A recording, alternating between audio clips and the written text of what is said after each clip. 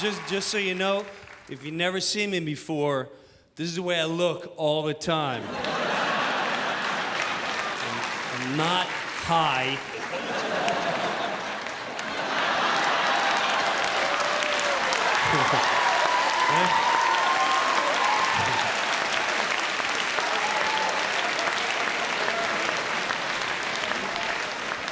That's when I realized there is a God, and he has a very funny sense of humor.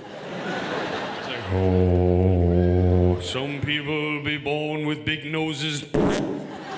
Oh, some people be born in Mississippi. Oh, Jim Brewer, you're gonna look stoned all the time. Oh, that's great. Yeah. And people just judge me the way I look all the time. They're just, oh my God, just look at him. Walking around like that. And what's worse is when I got my kids, because my kids look just like me. You know, walk around, they're like, can we get a hot pretzel, Dad? Nah, let's go for a cinnamon bun.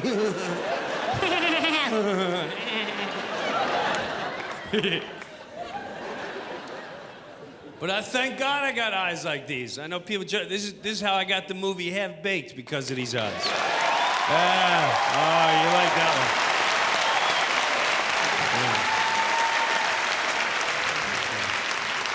one. Yeah. Dave Chappelle, very funny comedian, came to me. Yeah, Dave. One of the funniest guys ever.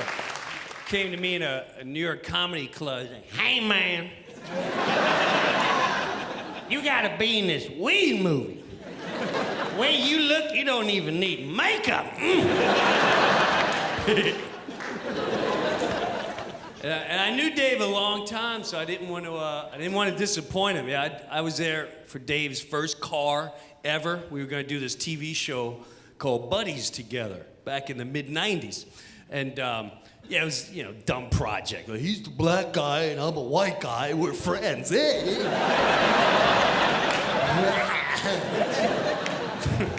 Genius sitcom coming at you. And I just remember he never drove a car. He was living in New York. He came over to the house like, man, they gave me the car. You gotta show me how to drive, man. And we were in California, and we were about to drive for the first time. I said, Dave, just pay attention. There's a lot of traffic. And when you drive in traffic, that's when you get in accidents the most. You know, he's like, I got you, man, I got you. So he gets in his car, he's listening to his music. And I hate white people. Can't stand them, hold me down. That's what he was listening to. And I'm listening to my music. Darkness is visiting me. All I see, that's and when we get on the highway, you know, we're not even on 20 seconds. Dave's not paying attention. Nails the car in front of him. Guy pulls over. You know, he gets out. Poor little Asian guy gets out. He's like, I can't believe you're in my car. You're going 2 miles an hour. What's wrong with you? What's wrong with you? Chappelle gets out. Oh, man, my bad, man, my bad. You know, I get out of the car. Hey, is everything all right? The guy's like, oh, this is a setup. This is a setup. I don't trust you. He took off, and a couple weeks later, they gave Dave a new car, and he was even more excited. And what was funny was that, man, I got a new car, and it's even better. Let's go cruising. So we go cruising, we park someplace, and we come out of the place, and his car's gone. I had a convertible, the top is down, there's music in the front, there's change, there's money, there's directions to my house, nothing. Chappelle's car's gone, empty space. He's really mad. He's like, man, that's just foul, man, it's just foul. And I was like, that's funny. I took the black guy's car, that's funny. That's funny. It's funny. He's like, I just put gas in that thing, man. So when he personally asked me to be in Half Baked, I took it very seriously. And people think that I was stoned in that movie. And I wasn't. I was never, yeah, what? Oh, that's baloney. So I'm never watching it again. Yes, you are, 10,000 more times. Because it was funny. It was a funny movie.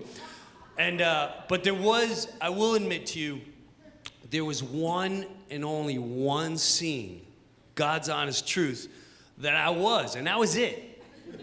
And it was an accident. Let me explain to you what happened. Now, during the filming, nothing, because I work hard. But after the filming, at the time, a little different story. And I was cut from the film this one day, like, Jim Breuer, you're cut, you're done, you can go home. I said, great. So I'm on the way home, going back to my family. And when I got to my trailer, there was a little something there for me, like, hey man, enjoy your trip off. Me and the gang.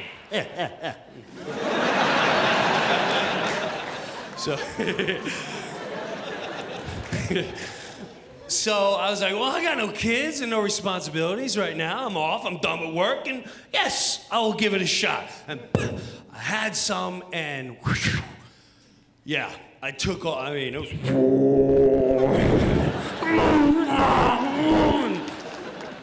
I was far out there, I'm not gonna lie, but I was by myself. And I was in my trailer, and I didn't even take off my makeup or nothing. I was hanging out, and all of a sudden I'm playing my music, and all of a sudden I hear this knock. Now, if you ever did have a buzz like that, and you hear a knock, it was like instant paranoia. Like,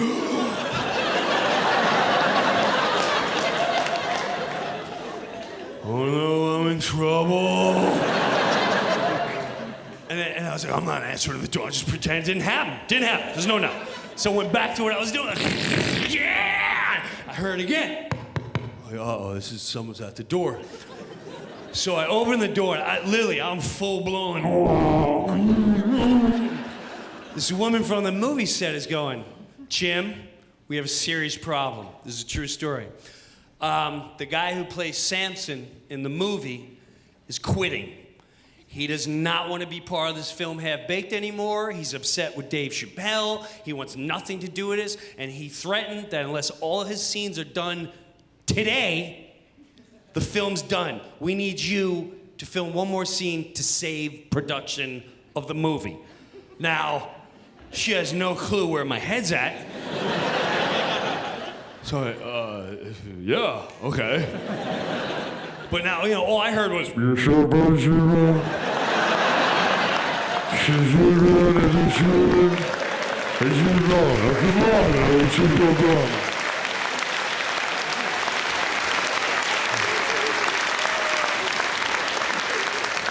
now I'm in trouble.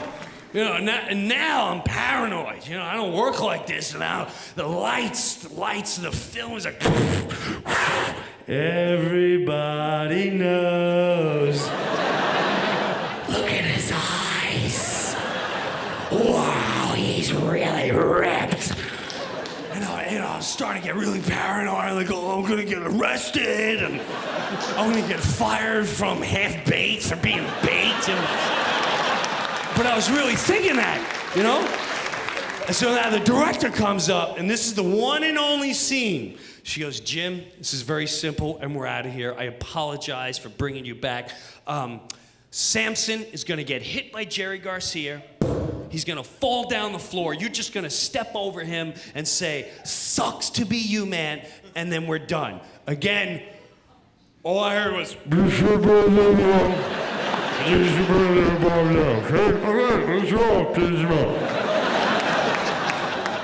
So there's one line's like taking an hour. I'm like, yeah, suck. I'm B. B suck, man. Don't be suck. Yeah, man. Oh, this is a disaster. Everybody knows Goatman eats too much weed. The headlines just kept coming. And then finally Chappelle's like, come on, man, get your act together. Pretend you're talking to yourself. And so that's what I did. I was like, all right, I can get through this scene. I'll just pretend I'm talking to myself. And that one scene, if you when you rent it out and watch it, that's my paranoia looking at me going, sucks to be you, man. I'm like, that's a wrap. I'm like, nice. I'm out of here. And that's it.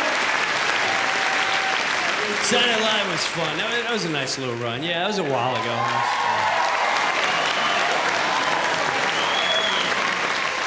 Oh, yeah. People love the Go Boy. They love it. People still come up to me and like, hey. You know what? Honestly, the whole goat thing, that was just me pretending I had Tourette's. But instead of swearing, I would do it as a goat noise. And that's how me and my friends in Long Island would get free beer when we were like 20 years old. We just walk it. It throws people off.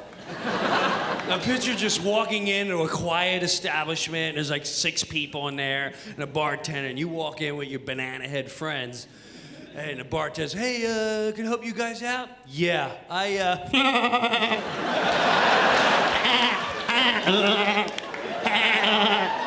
I need 6 beers and a couple of shots, and then we're good to go.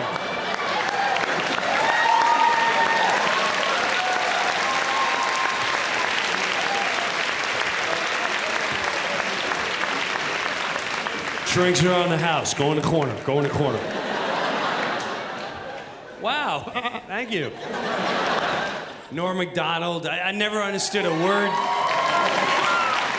I still don't understand a word he said. Hey,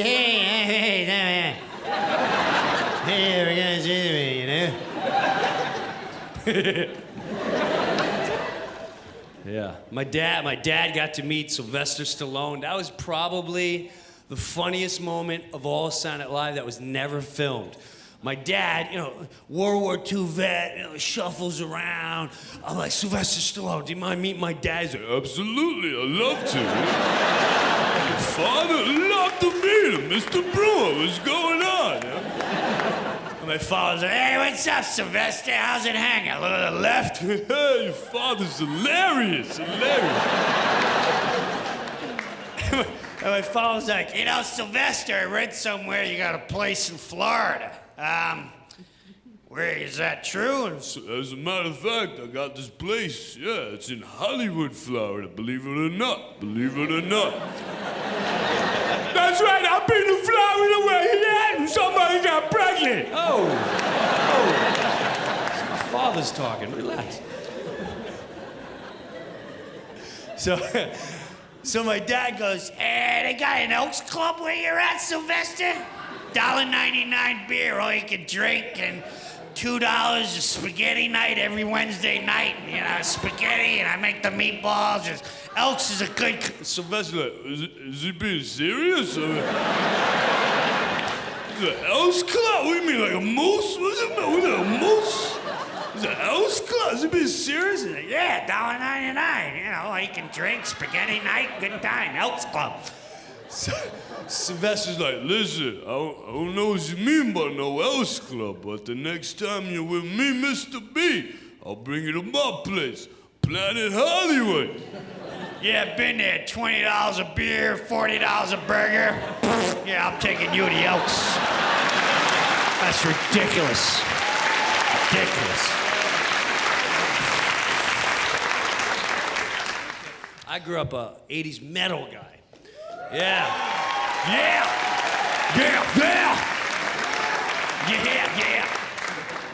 Metallica, yeah. Ooh, yeah. Ooh, yeah. New Bones, yeah. Love it. Dio, we're off to the witch, all that stuff. We might never return.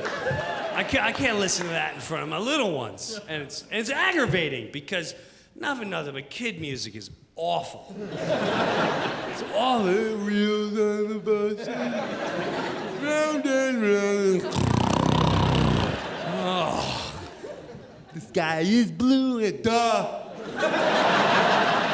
Duh. Buzz, buzz, buzz. Yeah, all right, I got it. And so, we need some rock music to save children's music. And there's no reason like bands like Metallica and these guys should not be knocking. They all got kids. I don't need to hear new, amazing Metallica. So play some kid stuff. They'd be amazing. I think they'd be great. James Hetfield came out, like, get around, yeah! Ready, boys and girls? Yeah, yeah, ooh, yeah! Yeah, yeah, yeah, yeah, ooh! Had a farmer. Had a dog. Yeah, had a dog, yeah! Bingo was his name, oh yeah! B-I-N-G-O. B-I-N-G-O. Yeah! Ooh, yeah! B-I-N-G-O. Bingo, what's his name? Oh, hey! Bingo, what's his name? Hey! Yeah! Yeah! Ooh, yeah! Ozzy would be great. London Bridge is falling down. Falling down. Falling down. London Bridge is falling down. My fair lady.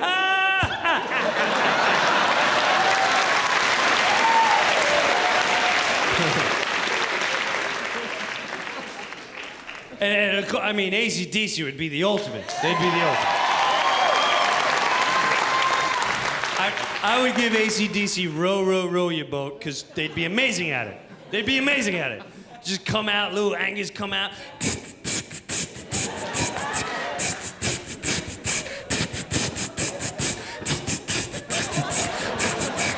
And then Brian Johnson, another great front man coming out.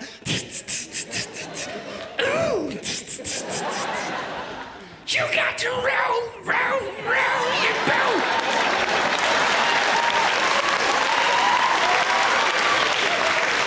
Row, row, row your boat. Gently down the stream. Merrily, merrily, merrily, merrily. Life is but a dream.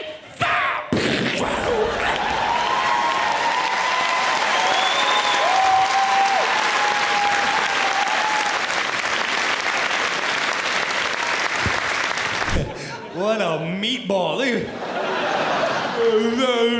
at this one.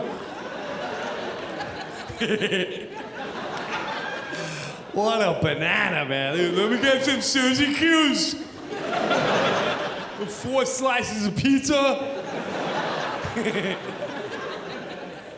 I was a little Batman. I was infatuated with a Batman. We used to live in Long Island on top of this Chinese couple. They were Chinese. They would live downstairs. They used to get so mad because we lived on top. You know, Long Island, you live upstairs sometimes from downstairs. And so I would put my pillowcase on. I just remember coming out like, oh, what are you doing out there? Oh, yeah, all day long. You know what I love about Long Islanders? Because I know a lot of you guys were afraid to drive in. Long Islanders don't drive into Manhattan. I ain't driving into Manhattan. We don't even call it Manhattan, we call it the city. You going to the city? I ain't driving. Take the train. And even the train, Long Islanders are so afraid to leave Long Island, you know? You can walk on a platform and it'll say, this train to New York. But she's like, I'm just not sure. I'm just like, no. Is this one go to New York? Yep. Yeah, and then you gotta change it to Jamaica.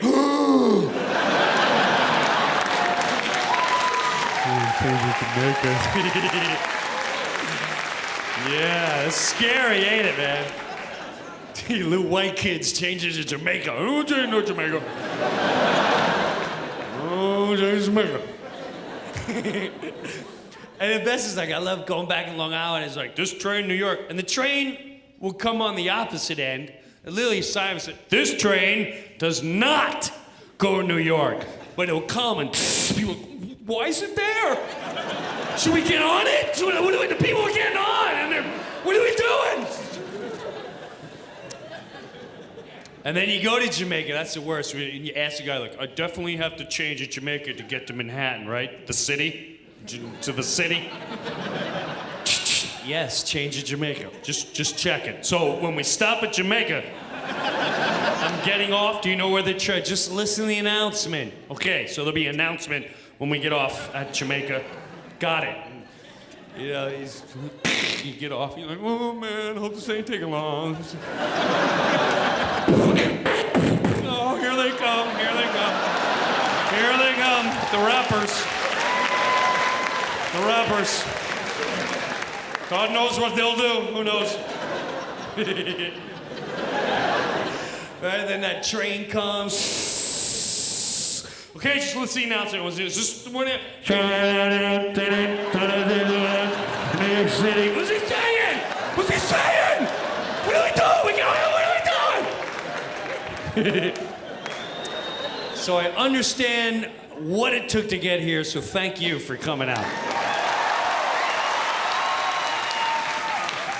Lived right by JFK Airport. Yeah. JFK, like 7 miles from the airport, and anyone lives near the airport, you know, this is what you hear every 2 minutes, 20 seconds. So maybe meet you later.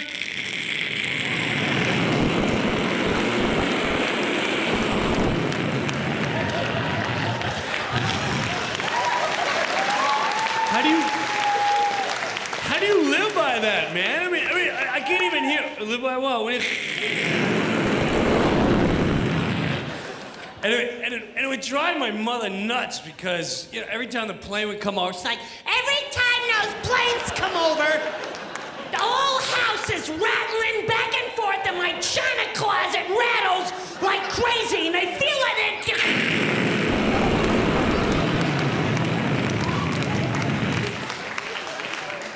I've lost 3 Hummels already this week. They're getting lower and lower. I lost my little boy who plays the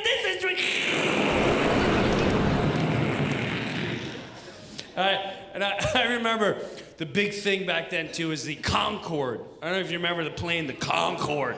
In Long Island, people like, oh no, we're not having the Concorde over. No Concorde, no Concorde. We're not gonna have it. You know, a group of like 8 people weren't gonna have it. I'm gonna write a nasty letter if that Concorde comes over. And the Concorde was like a pterodactyl. This thing came over and it was like, you can hear it in Mississippi. It's like, here it comes.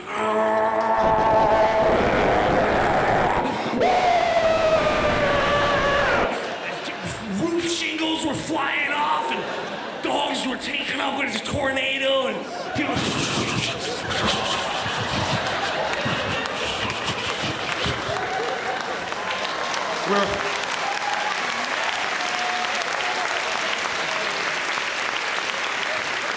We're here in Long Island where the Concorde has taken several dogs in the neighborhood. And...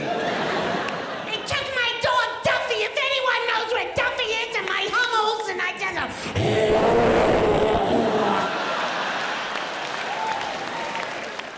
The best is I'm gonna help every man in here, because again, they don't teach you about fatherhood, like real fatherhood. The best thing you could do as a father is make sure your wife, the mother of your children, get as much rest as possible. Because sleep deprivation in a mother leads to murder. You see it on the news, like another woman drowned her kids and she just needed a nap. That was it. And it's true. My wife's a beautiful woman, and she installs faith in life. She's like, the kids, and make sure you thank God for a wonderful day, and just thank Him for everything we have, and just we're blessed. And she don't nap, and she don't sleep. The devil goes, I'll take over from here. and there is nothing worse than waking up as a man in the middle of the night, like 5 in the morning, and your wife's just sitting on the edge of the bed, just staring at you.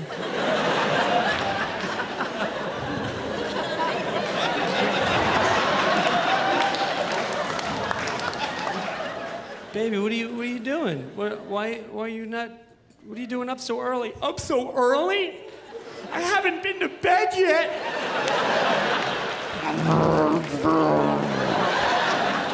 I haven't had any sleep whatsoever. Well, we came to bed together at 10, and we went to bed. No.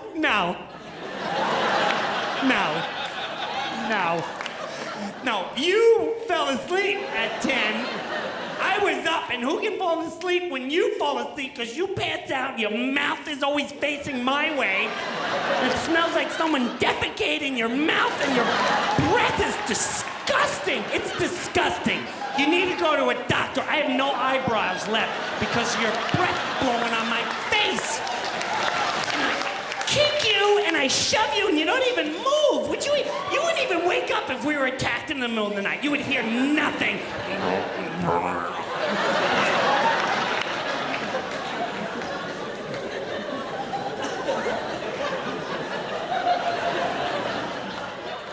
Why don't you go to sleep? I wish I could.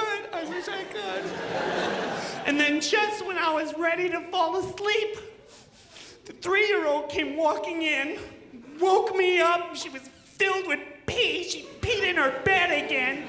She wet her whole bed, and then I have to change her clothes, and then now she's mad and she throws a fit, and then I throw a fit, and we're running around, I'm doing the clothes, and I have to change the covers, and do you know why she wet the bed? Because you gave her water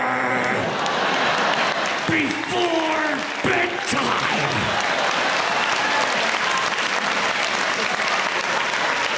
And I tell you, don't give the children any liquid before bedtime or they'll wet the bed, but you don't listen.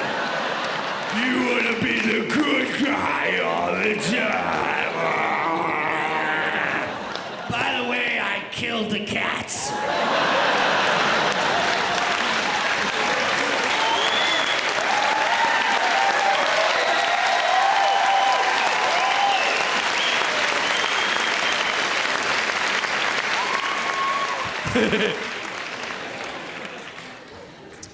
Make sure she sleeps. Children are beautiful, man. They'll change your life. It's empowering too. If you're pregnant and you're gonna have a child and you're gonna be a dad, I don't care what anyone says. For me, it was like, I'm gonna give you a great spirit in life that you can guide, and I trust you to parent and guide this child. This can change your life. I bring it to you as an angel.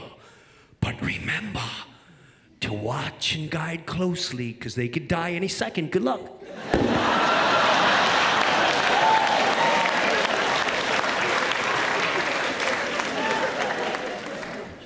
And it's true. You gotta watch them 24/7. You gotta get rid of all the habits that you knew in life. Just strip them away.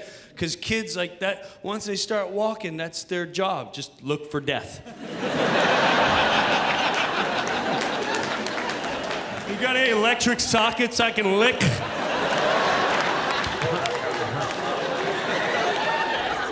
Any staircases I can try attempting even though I can't walk? Oh, that's the best. You're like, no! Oh, yeah. Okay.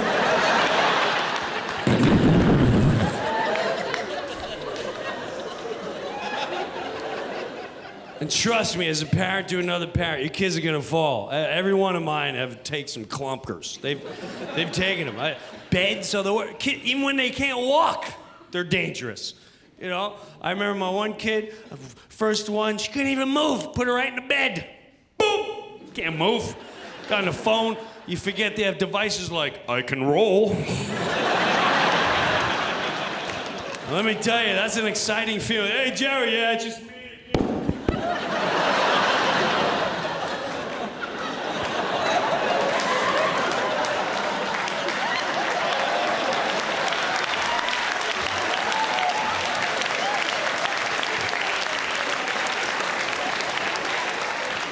What was that? Nothing.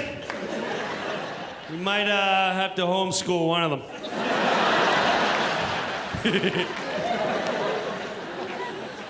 Changing tables, they are the worst. Because they're like this high, you know, and you got these whole contraptions going on. Changing table, there's too much going on, especially for a man. It's like, okay, you gotta put him up on top, and here's the warmer with the wet naps, and then you gotta step on the diaper genie and take off the diaper and stick it in there, and then twist it, and, well, that's fun and exciting, but there's too much, because once the diaper genie, you're like, yeah, but...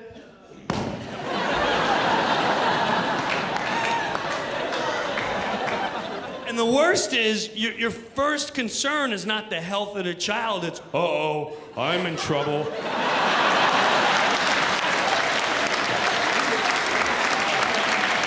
What was that? Nothing, 10-second rule, you'll be all right.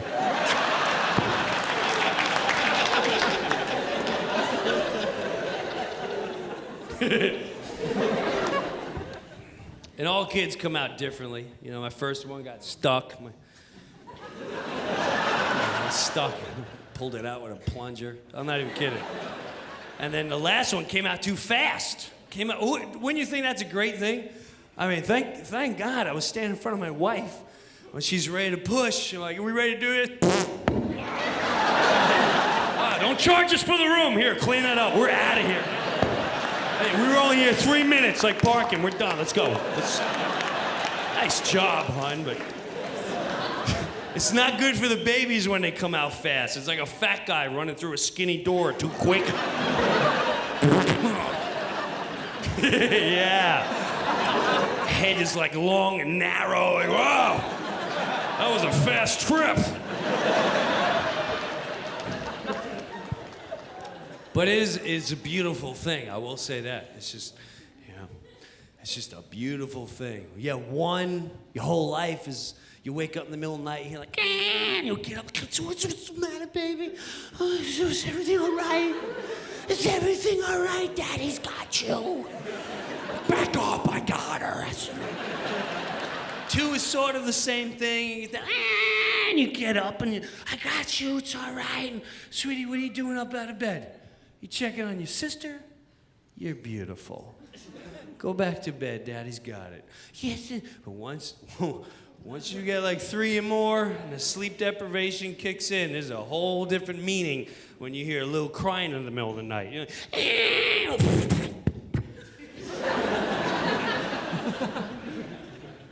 who's up? Who's up? Somebody up? Daddy, I had nightmares. We all have nightmares. Get back.